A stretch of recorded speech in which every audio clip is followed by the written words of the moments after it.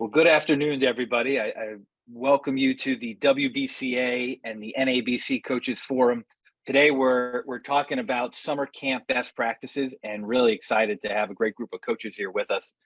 Just a quick, a couple logistics here. This is going to be recorded and will also be shared out through the NABC and the WBCA to all of its members here in the coming days. As we're going through this conversation with this great group of coaches, if you've got any questions, please put them in the Zoom Q&A function, and we'll try to get to them at the end of our conversation. My name is Joe Kennedy. I work with the NABC. I am also executive director of a nonprofit called All Vote No Play, and I've also was a Division I assistant coach for 12 years. Ran a lot of camps. And I also come to this conversation from a family that's been running camps for over 60 years. The Hoop Group is part of the Kennedy family for many, many decades and generations. And we've been in the camp business with boys and girls basketball for a long time. So summer camps are near and dear to my heart, and really excited at the opportunity to help guide this conversation today with an unbelievable group of coaches. So let me go ahead and get to just kind of a quick introduction of each of our panelists, and then we'll get right into some Q&A here. So we've got Coach Marshall Cho, who is a former head coach at Lake Oswego High School in Oregon.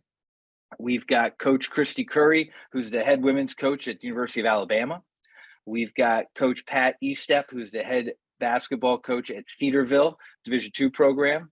And we've got Coach Mark Kotarski, who is the head women's basketball coach at Seton Hill Division II as well. So it's an unbelievable group we got today. And I think what was really important with the NABC and the WBCA was to get coaches that have got different experiences, different levels, because camp can be a very impactful part of your program, whether you're a Division I program, Division II, Division III, high school, NAIA, community college, it doesn't matter. Camp can be a really important piece to your program and what you're running as a coach. So let's get the conversation started. I'll start here with Coach Curry first, and really go around the horn on, why is summer camp important to you and your program? Summer camp. Well, first of all, thanks for having me on today. I'm really excited to be here. And, I think the thing with summer camp, we feel like it's always been a really, really important part of our program, from building relationships with high school coaches to building relationships and recruiting.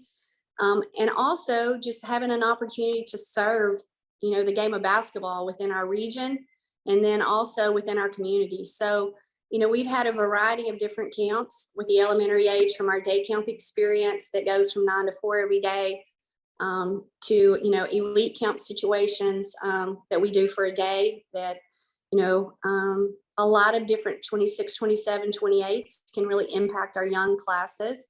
And then the biggest direction that we've taken with the new scholastic weekend that's coming up, and now the new 4 windows that we have, is we've kind of gone away from the elite camp, and also the portal has impacted that because you don't always know your numbers. We spend a lot of time on our team camps. So I think we've got 60 plus teams coming in for 3 days here in June.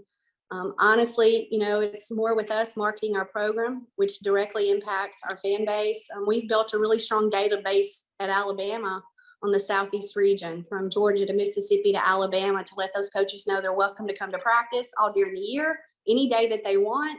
And then the opportunity to understand regionally the recruiting base. So I think camp is really important for us to build relationships, to share the game, to invite them to our practices, to impact our attendance throughout the year. And so we've moved more away from, individual camps and elite camps into team camps. So it's really important for us to be able to share with high school coaches in the region on what our program is about, to spend time with them. That sounds great. Definitely a lot there. What about you, Coach Cho? Yeah, thanks for having me. I feel like today I get to represent the high school coaching ranks. I just finished my 8th year at Lake Oswego High School. Prior to that, I spent 3 years at DeMatha Catholic. I was also the director of basketball operations at University of Portland for 2 years. So as Coach Curry is talking about those day camp, elite camp balance of a Division I program, I'm taken back to 10 years ago, actually running a lot of those camps. for me, I got my job at Lake Oswego in May 1st of 2015. So the camp it was the first introduction for myself to the community. So, and I think this relates to whether you're D3 all the way, all throughout different levels of college basketball, but in particular for high school, it was really my first introduction to a community. And reflecting on just having resigned after 8 years, a handful of people will bring up my records or how we, our varsity team performed, but so many of them, a lot of the parents, it's what coach said, it's the opportunity to serve the community. And so many of them have said that, I was, for many of the kids in our community, their first introduction to basketball. So just, whether you're a small college in a small community where everybody shows up to, Alabama to, to Lake Oswego, it's a chance to really have an imprint and set a foundation and remind them that there's a good balance of working but also having fun, and knowing that maybe you may not be a varsity player or a Division I athlete, but the lessons that you can gain from these camp experiences, where again, very few opportunities during the season to have 6 straight hours of kids, or in your case with the hoop group, overnight experiences. So leaving that impression is such a huge opportunity, and more than anything, having stepped away now, I'm reminded of that by all the parents who are reminding me what an impact the camps have had. That's great. No, that sense of impact you can have on a young person's life. It's unique how camp can play that role. Mm-hmm. What about Coach Estep? Hey, Joe, thanks for having me on. I could echo a lot of what both coaches have said so far. I think in terms of your outreach to your community and your fan base, for us, there's a privilege to work at a Christian college, so there's an outreach component to what we do just in general. We still have an old school kind of overnight camp and at Cedarville, and we've had it. I've been here 23 years, and we've had it long before that.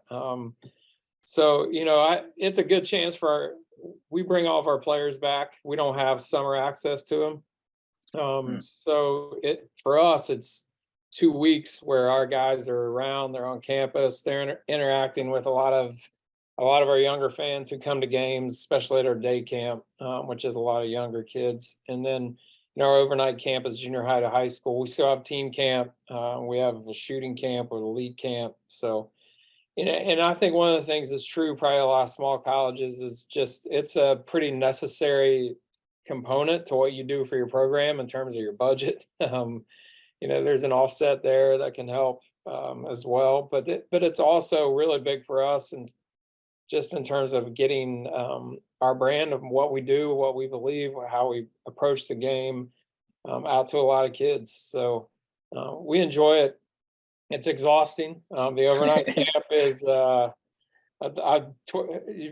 first 5 years I was all excited about it, and you get excited, but man, after 23 years, I'm tapped out towards the So, but we enjoy it. We have a good time. We do it at the end of June, usually the same weeks, and it's been a lot of fun for us and for our guys too.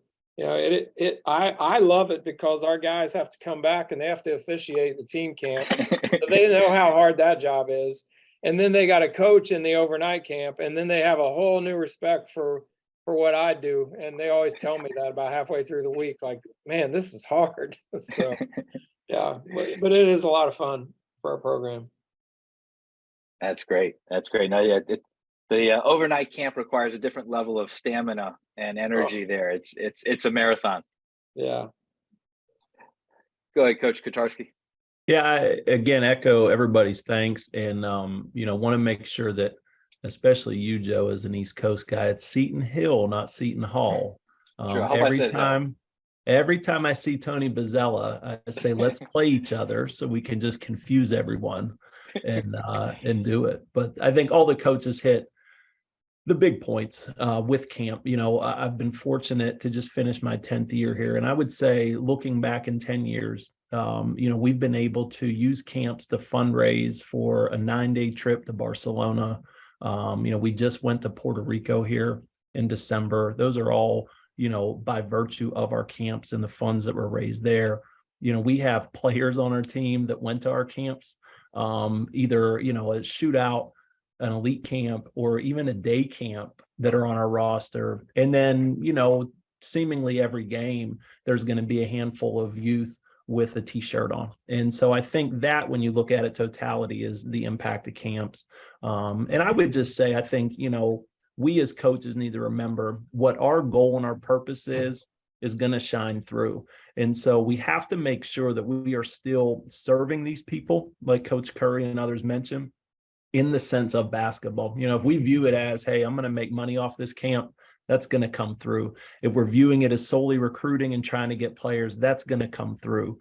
So I think it's important that we all keep at the end of the day what it was, because all of us were a little kid at a camp at one point, and how we felt and how the vibe of that was impacted us along the way. That's a great point about what the goal and the purpose is, and keeping that in mind when you're planning this out. That is a great point. Well, let me ask this question. I'll kind of open it up to any of the coaches that can jump in.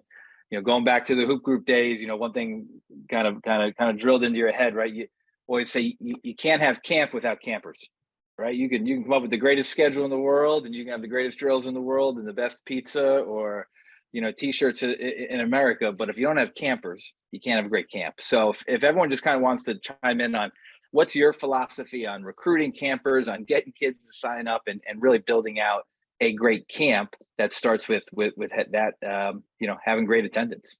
Well, I would say make sure that you have, our oldest daughter's 10 today. So 10 years in advance of a camp, have children. So then when they go to elementary school, they can tell all their buddies and their teammates and so on to come.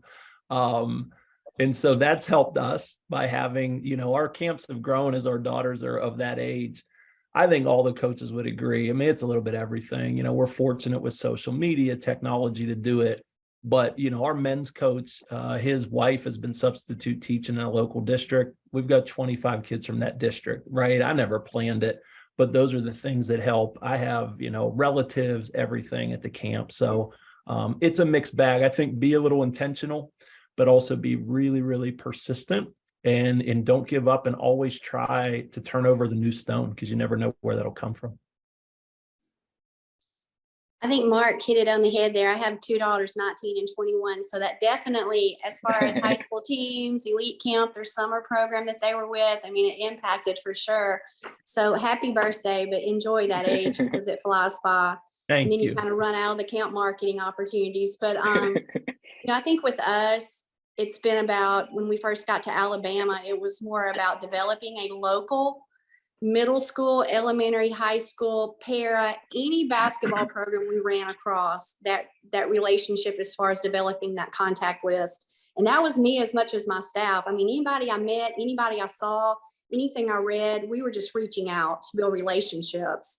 And then, after you have a good experience in our team camp, you have a good experience in our regular camp, it just kind of starts to filter down. We also have built, a state high school list. When there's coaching changes, we personalize what we send out and what we text and how we call people.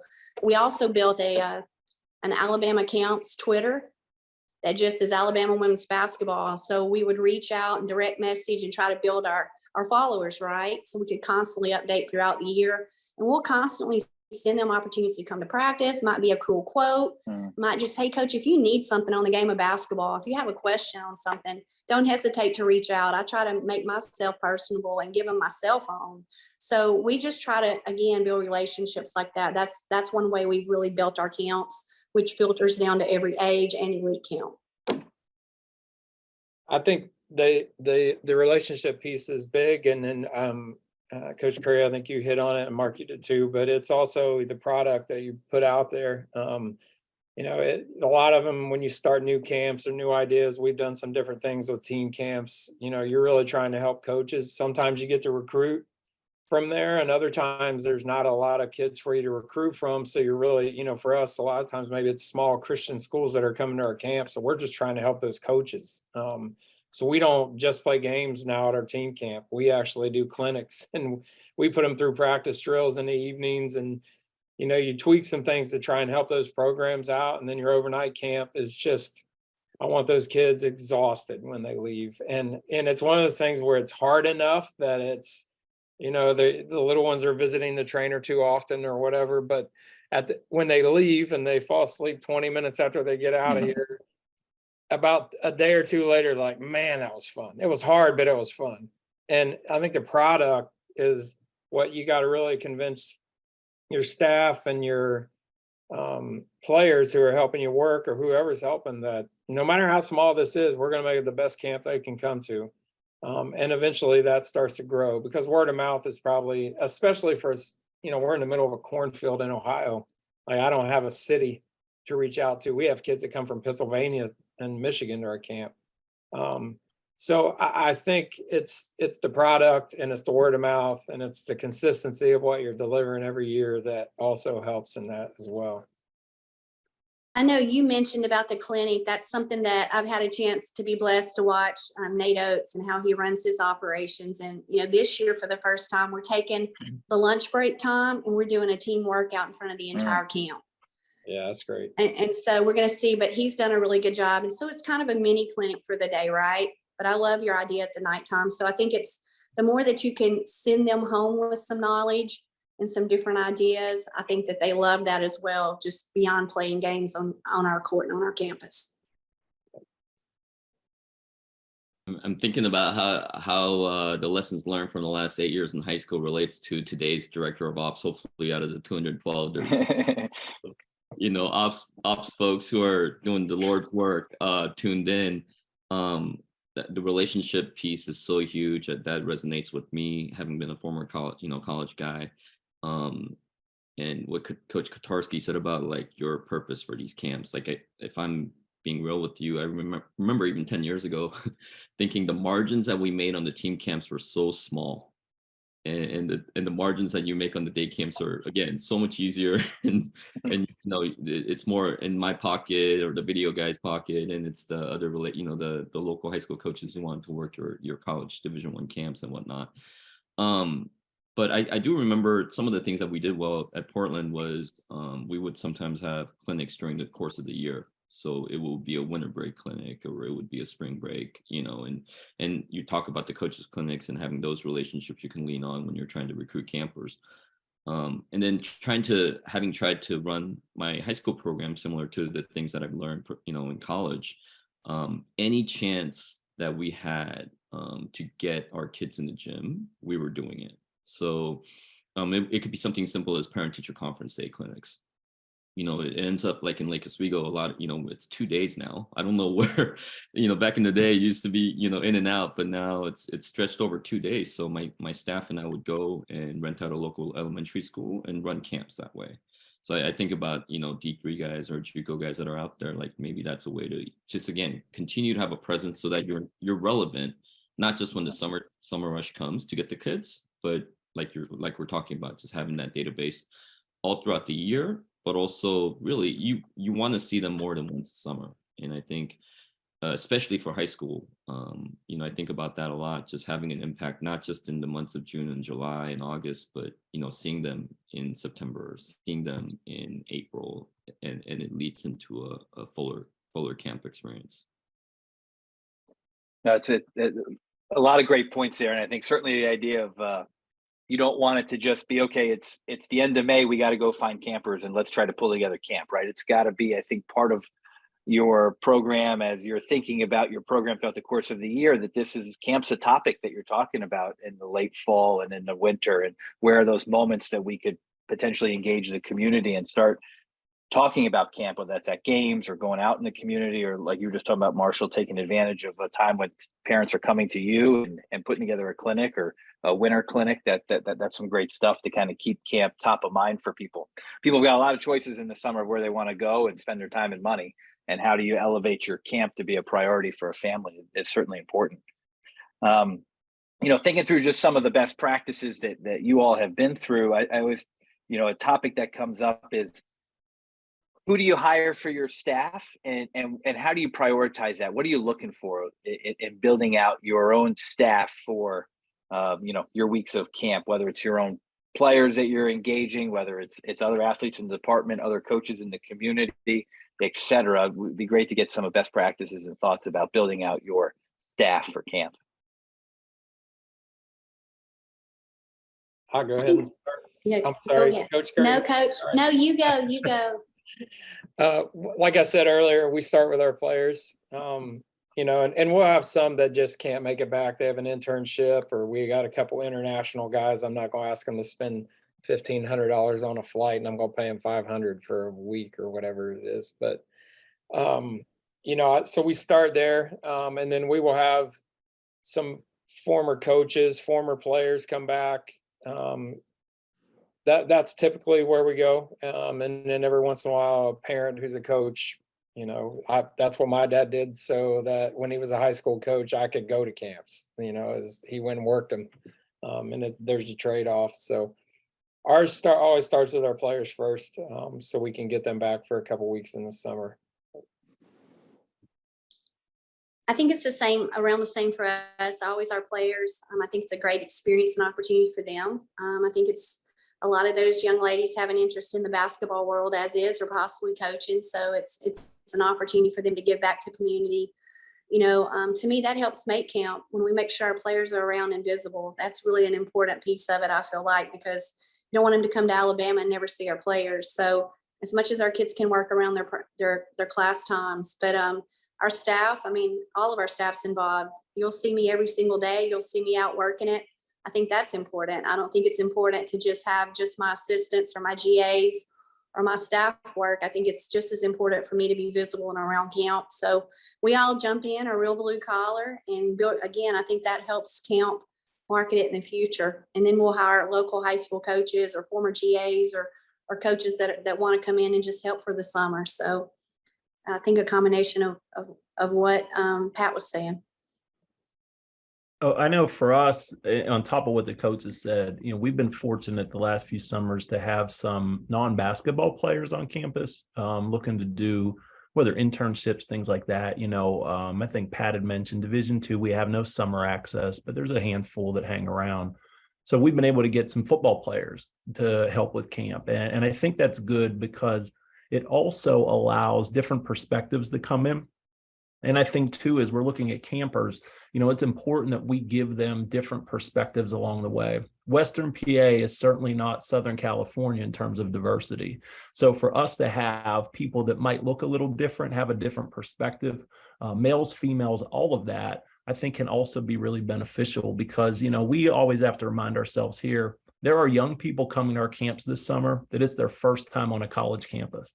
There are young people coming to our camps every summer that it may be their only time on a college campus.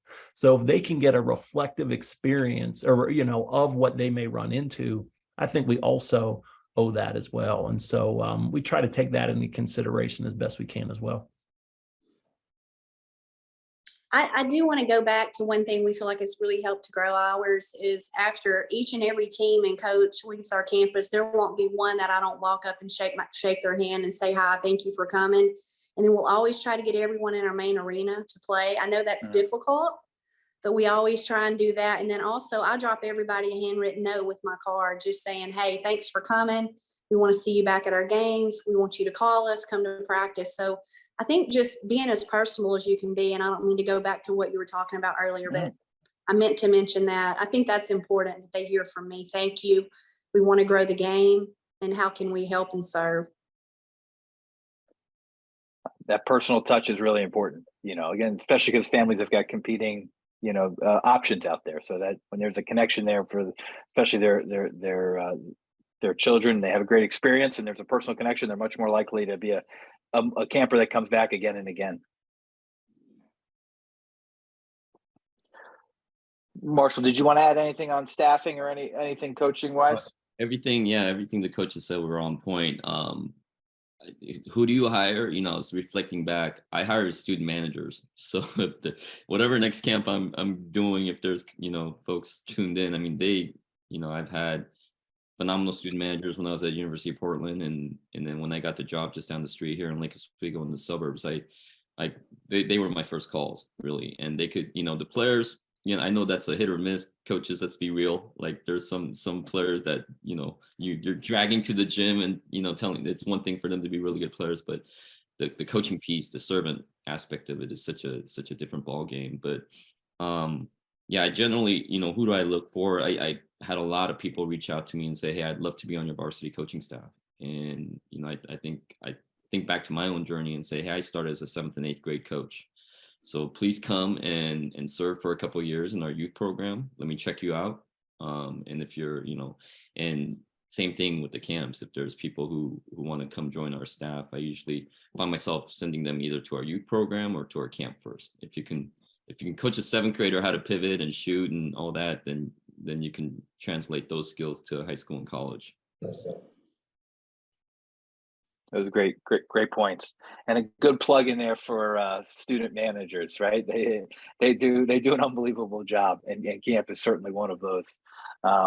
Before I get on to my next question, I just want to remind the audience today again, if you have any questions, please put them in the chat, and if we've got some time here at the end, we'll certainly we'll get to a few of those.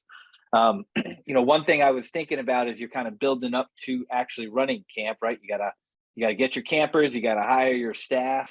Those are two really important pieces to running a great actual camp. But the other one, and I'm sure everyone's got a little bit of different experiences on this, is there's other people on your campus, whether you're a high school or you're a Division I program and everywhere in between, where you're going to have to interact with them to execute a great camp. I'm sure Coach, Pat, especially with the overnight stuff, you've got a lot of pieces of the puzzle there on campus. So again, thinking about best practices from your experiences, who do you work with in your world, and what do you think's most important about making that a great relationship with people on your campus? Obviously, got to treat them the right way, but just any other best practices about when you start, how you keep them in the loop, how you make sure you're kind of dotting the I's and crossing the T's, so that everybody on campus knows that camp is valuable and really important to your program. So they're not putting up roadblocks, but they're there to help you make it be successful.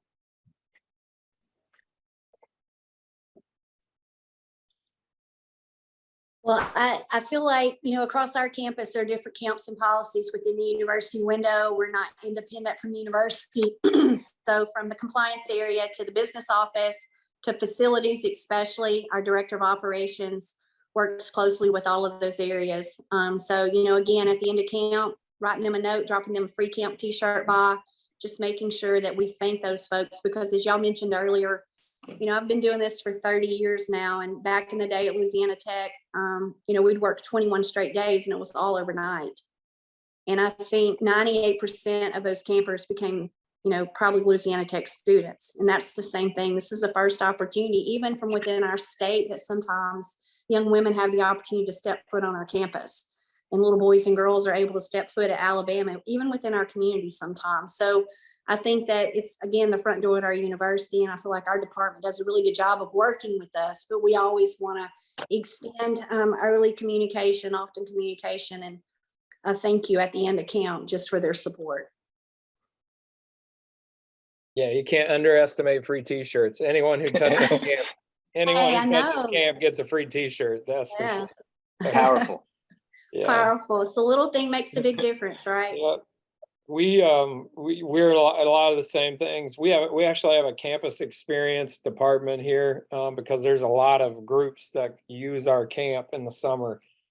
So we'll start in August next year working with them on the dates and when we have to get in and out of the gym, because they have I might have 100 kids at an overnight camp and they've got 1,500 kids for some youth retreat here for the weekend, and they're trying to get into our field house or something. So, I think there's a lot of behind the scenes details with facilities, athletics department staff, and then our campus staff with housing, meals, all that has to come into play. And there is a truth to building your army constantly, and you got to have people who have your back when it comes to camps, because everybody's kind of fighting for a little piece sometimes in the summer. And we were very fortunate. Our admissions director, my daughter just got home from school, apologize.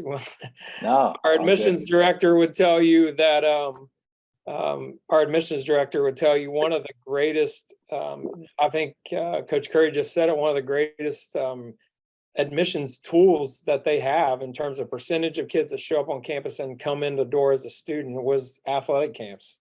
And so they're always in favor of them, because it's a great experience for the kids. So yeah, there's a lot of people that have to be involved to make it really run well. And you just have to make sure you're taking care of those people because they're a big help and asset to you. I'm the son of two school teachers that are retired, and I'm the grandson of a dairy farmer. So I think it's the custodians and the maintenance workers. You know, you inevitably are going to have somebody that uses too much toilet paper in the bathroom, right? Somebody spills a Gatorade on the floor, the hoop isn't fixed, the net's busted, whatever. I think those people, and those are not relationships you can just hope that you get on Monday morning. You know, those you have to build from the day you get hired throughout the year. How are you? How's the family? Happy holidays.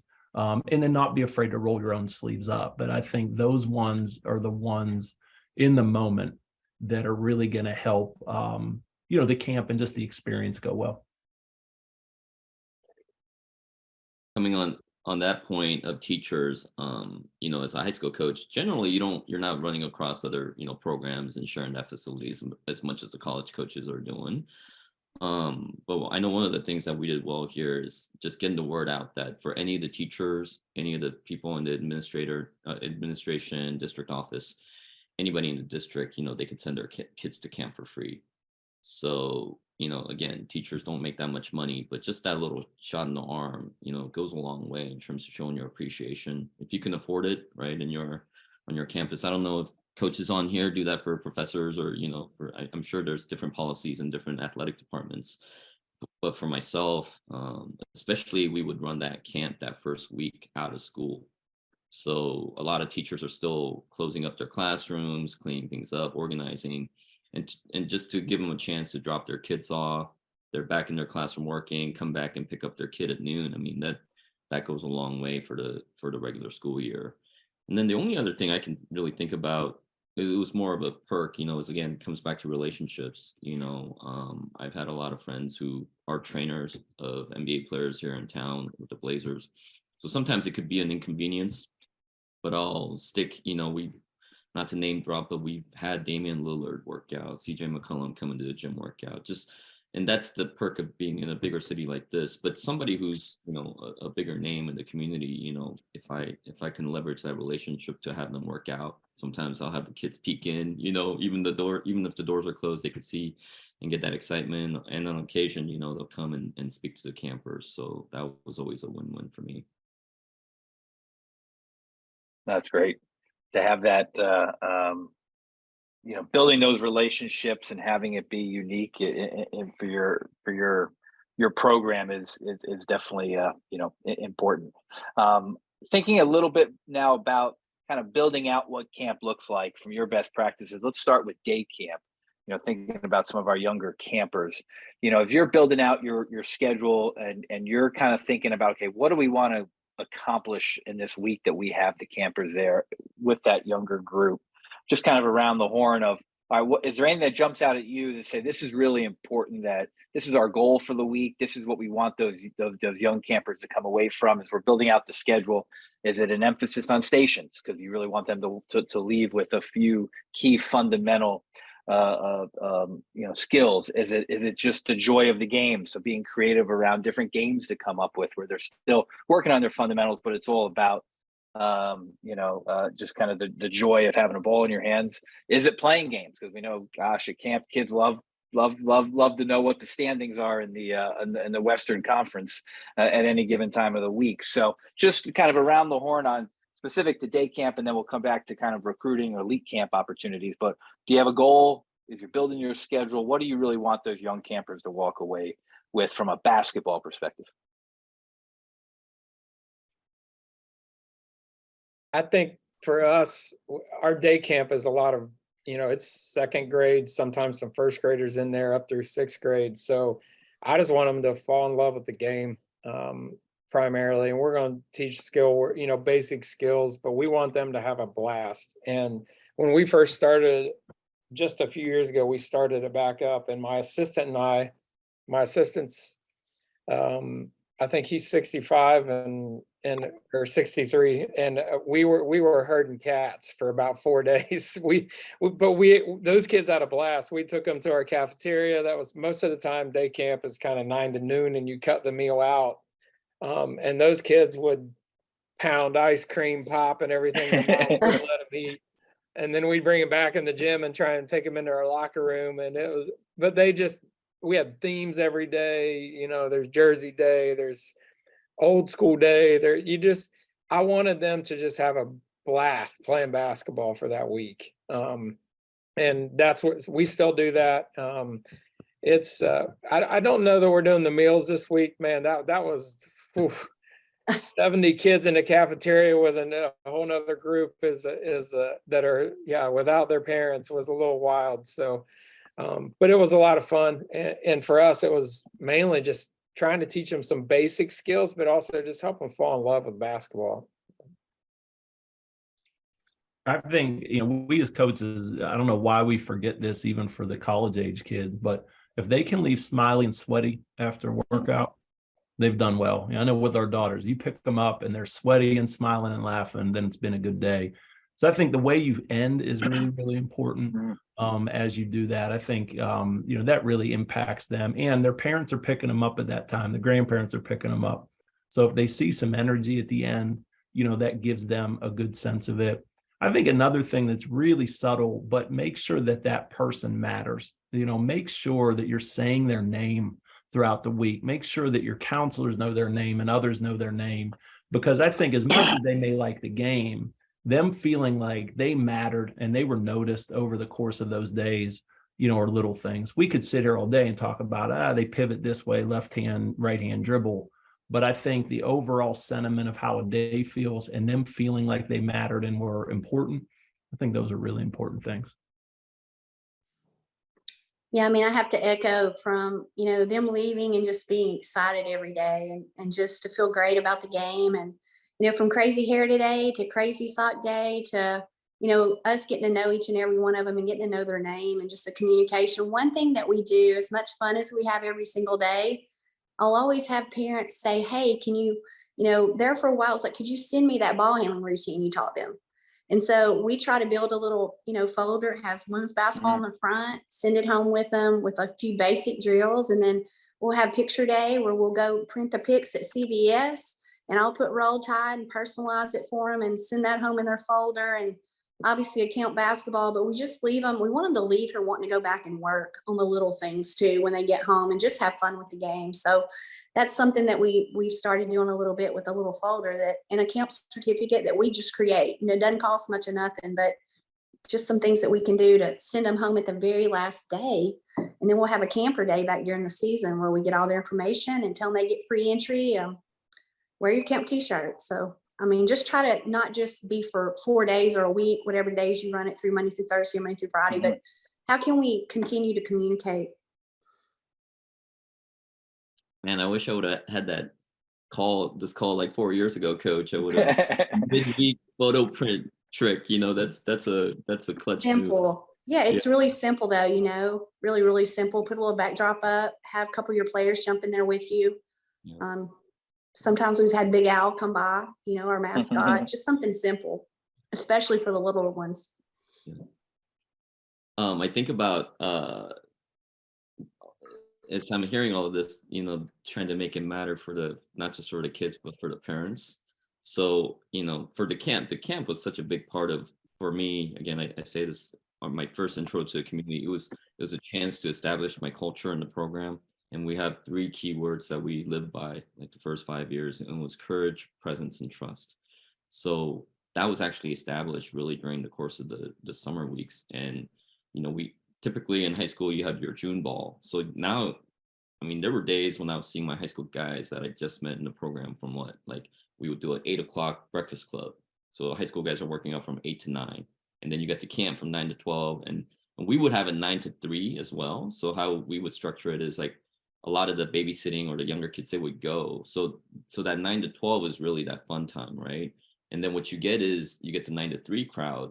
And Coach, you talk as the E-step, right? You talk about the lunch piece. Like I send them out to get eat their lunch, come back, and let's say I had a camp of 100 kids, about 60 of them get picked up. The next 40 are critical, right? And out of them, like half of them are really parents who are working full time. So you have to accommodate, right? You're really just babysitting at that point for those.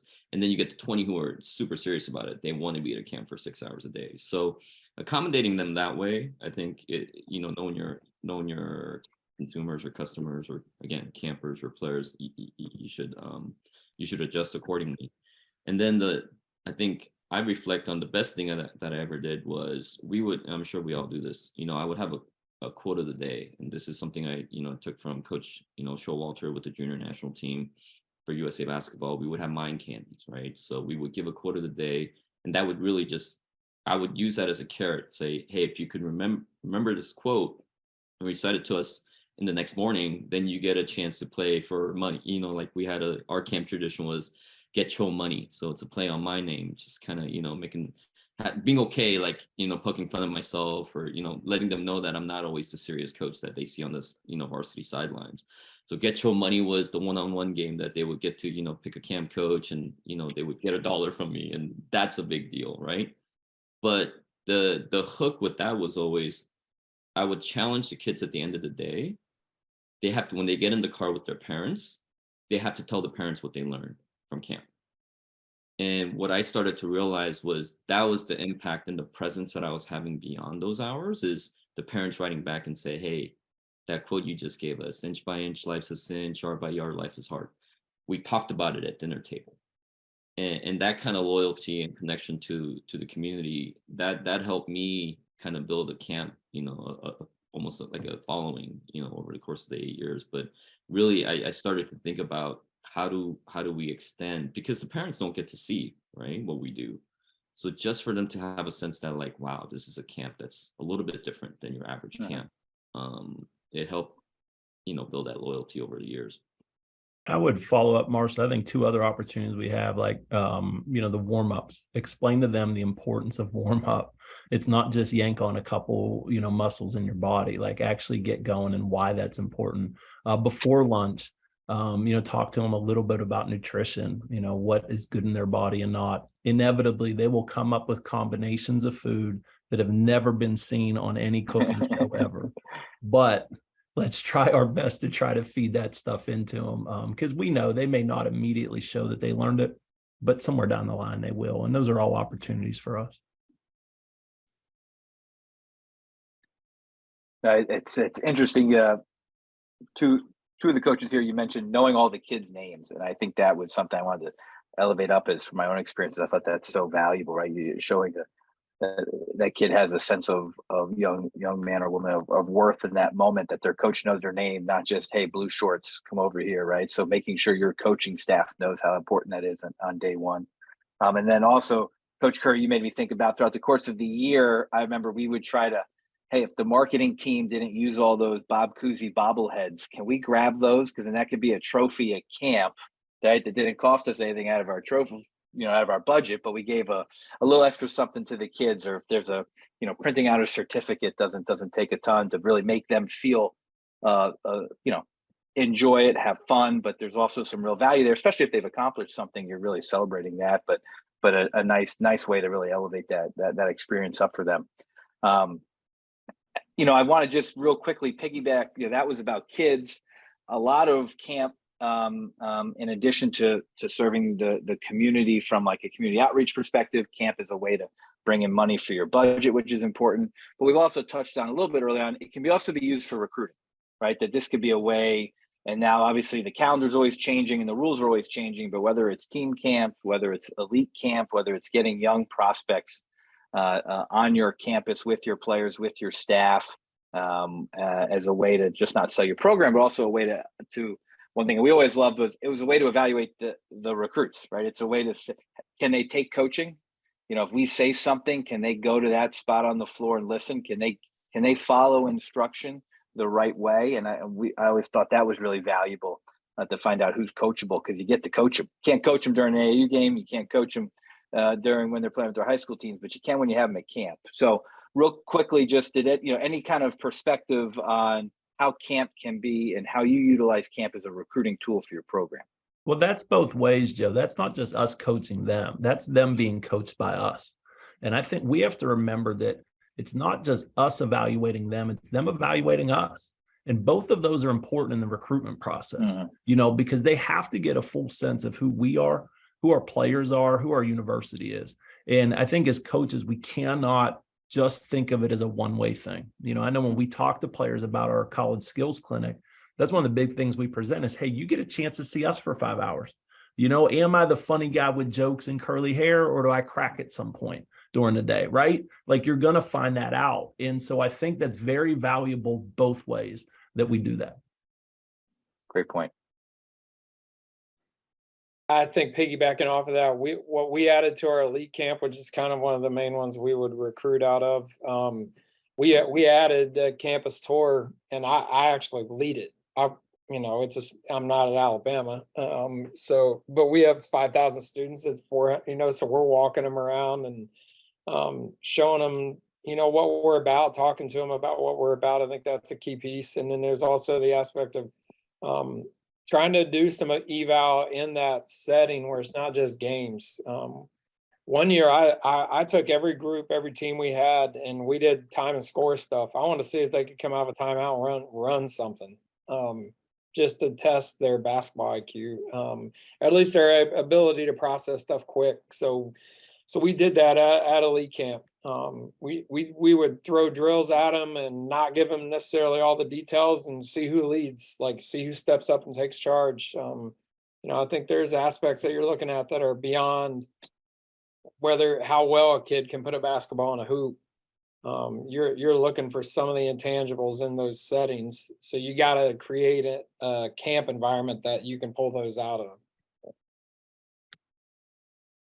Yeah, I mean, from a recruiting standpoint, our rules are constantly changing. If you give a tour to one player, you have to give it to the entire team and some of those things. But, just the opportunity for them to kind of be on campus, see our environment, for them to be with their high school team. We try to treat all of those kids the same, not just maybe the one that we're looking at. I just think that's important as well, with what we're trying to do. But, from our elite camp, but now obviously with the portal and the way things are going, elite camps become a little different for us.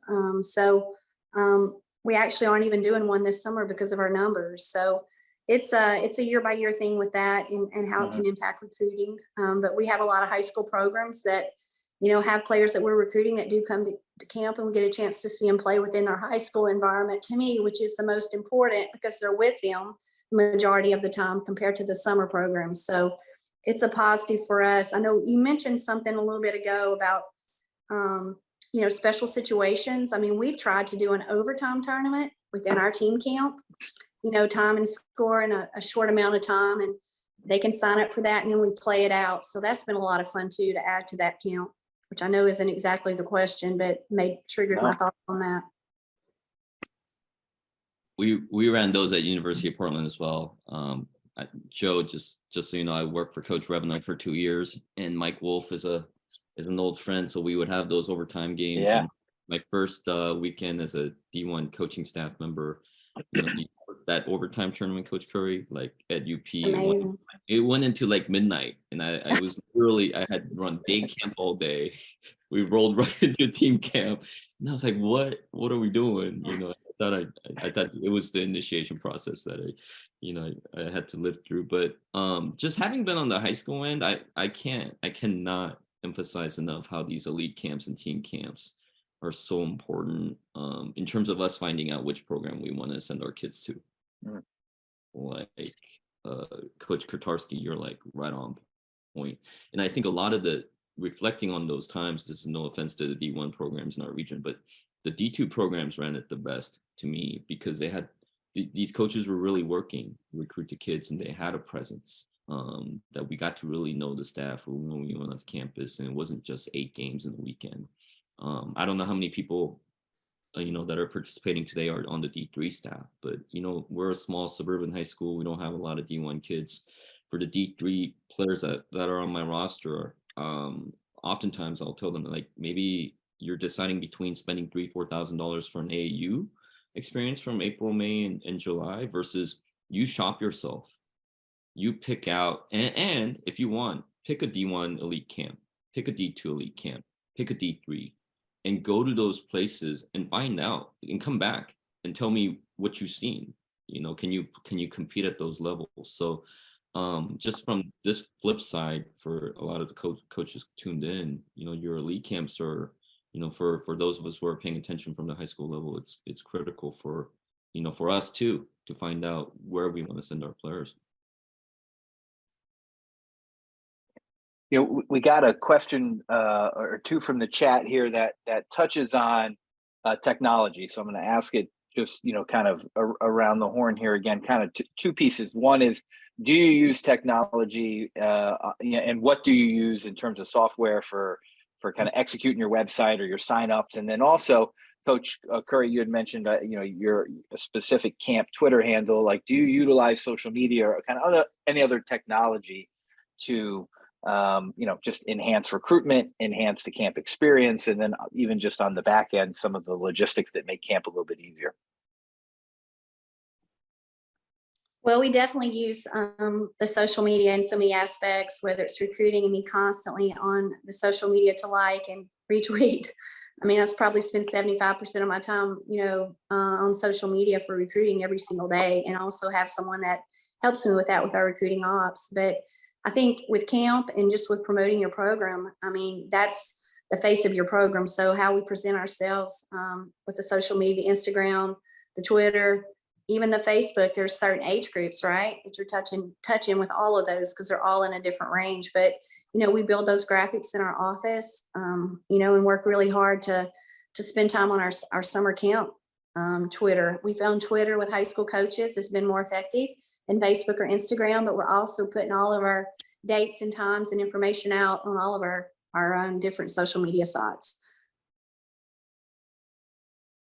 We've used Riser, RYZER. I don't know if anybody else has. They've been wonderful for camps, just managing everything, and their stuff's really user friendly. I was in D1, not anymore. The amount of paperwork you have to do after these camps is like signing a mortgage. But, I think that Riser helps to streamline some of that, which has been really helpful. The other little thing we do technology wise is during our skills clinic, our elite camp that people call, we kind of function it as two different practices. And so we actually use film and then show the players the film of them doing it in the elite camp. And so I think that's another way to use technology. We use it as an opportunity. At Seton Hill, all of our students get a MacBook Pro when they come on campus. So it's also a way to show that, talk about it. We have Apple TVs everywhere, blah, blah, blah, with it. But Riser, if you're listening, give us a discount. And for me saying your name, but Riser has been really, really good. We just started using Riser this year, so I won't get as big a discount. But Right, I said it first. yeah, you did. You did. Well, I think, one of the things I wanted to just get everybody's input on here kind of before we finish up is that if we've got some coaches on the call that are, maybe running camp for the first time, or they started to run it and then COVID happened and now they're just getting back into the swing of it, or any advice, like, what is one challenge that you've had in your own experience of doing camp for many years that you would want to share? Like, hey, keep this in mind, because this might be a challenge that you haven't thought of yet, because I've been running camp for a while. And then two is just, is there a piece of advice you'd want to give the coaches of on the call, as we're kind of finishing up here? So why don't we start with you, Coach Curry? Wow, I'm sitting here trying to think. I think of a couple of different challenges that, throughout the years, again, I was an 8-year Division I assistant. I was a 3-year high school coach before. This is my 25th year as a head coach. I've had so many different experiences because I've seen the camp, evolve from the different times our game, and, where things are from a recruiting window and everything that we're allowed to do and not allowed to do. But I think the biggest challenge that I see is making sure that, from camp coaches, not only with your day camp, when you hire outside, the importance that they represent our program, and the importance in making good hires that can communicate well, want to have a good time, and just aren't there for a camp check. So that's important because they do represent our program. And then I think on the team camp front, the biggest piece that can make that go smooth or not smooth is your relationships with your officiating, and how we've built that as far as, with the community of officials within our area, Tuscaloosa County and the region, that have really we pay a lot for those, but we want the experience to be quality. I don't think you can take a shortcut with officiating when it comes to your team count. So, mentioned earlier, I think Marshall did, we're not in the business to make, and I know we're not making money. We're not making a lot. It may be a little bit for our ops and our managers and our GA and our support staff. It's a little bit, but we're there to promote our program, build relationships, serve our community, impact our attendance, impact relationships within the state. That high school coach we're in our 10th season. They may not have anyone for the next 5 years, but hopefully their experiences will be that they can tell if they do have a young kid that those are good people. So I think it's about being a servant leader is how I see camps. It's not about making money for us. As much as I understand, we still are able to help some of our support staff. I think one of the things, maybe two things in terms of the team camp, I think you guys mentioned it. One of the best things we do with our men's and women's team camp since we started them, we actually finish camp with a crunch time tournament, we call it. It's a similar overtime tournament. It's a 5-minute game. You start your first foul, you're in a bonus. We have some set rules for it. But in my experience, if you're running a 2 or 3 day team camp, by the time you get to the end of it, they don't really want to play full games. So they have a blast. It's probably the best thing we've done. We finished camp that way with a single elimination crunch time tournament.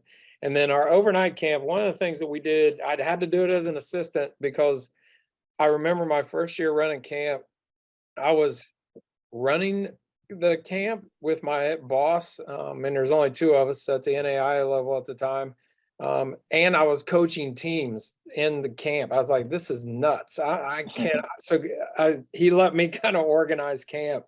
And we started setting commissioners over each age group. And then you have coaches.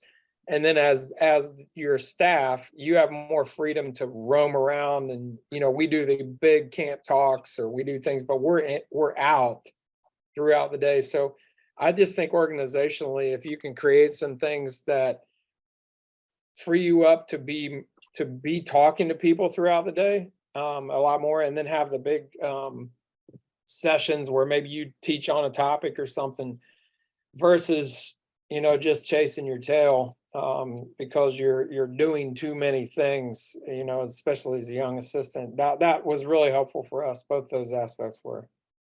I'll follow up on that a little bit. I think we try to do the same with our team on the floor, but reverse engineer, build from your limitations outwards. So, as soon as you get ready for the camp, what's the absolute maximum number of hoops we have? What's the maximum number of people we can have in the gym? How many coaches can we have? When is the cafeteria open? And then work backwards from there.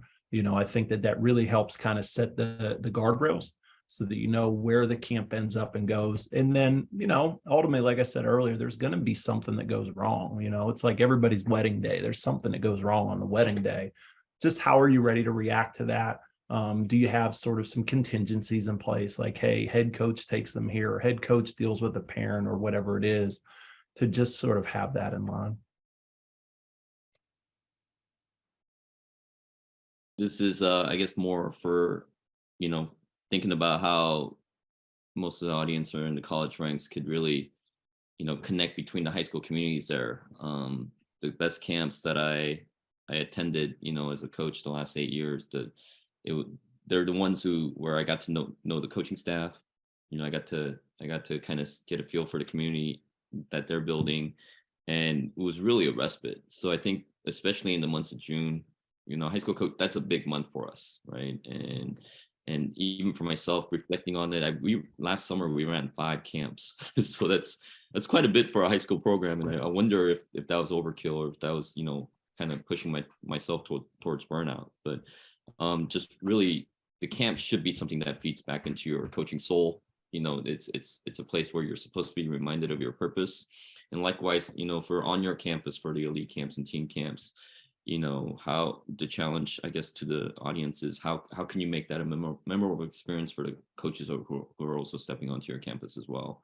Because really, I think about how hard the job is now today for the high school coaches out there.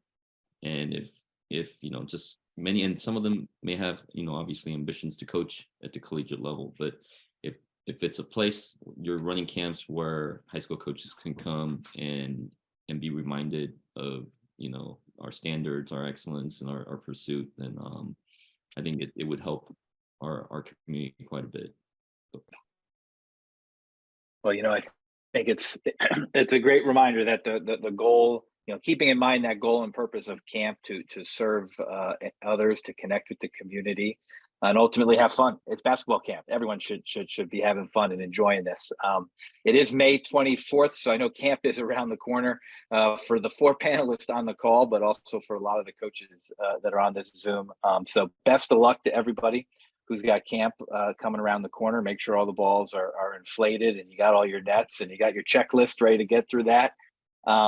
Thank you to the WBCA and the NABC for putting this on, and for all of their coaches forums as resources for the association is really, really important.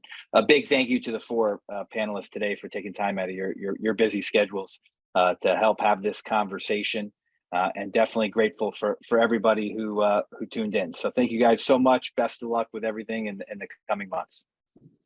Thank you. Thank you. Thank you.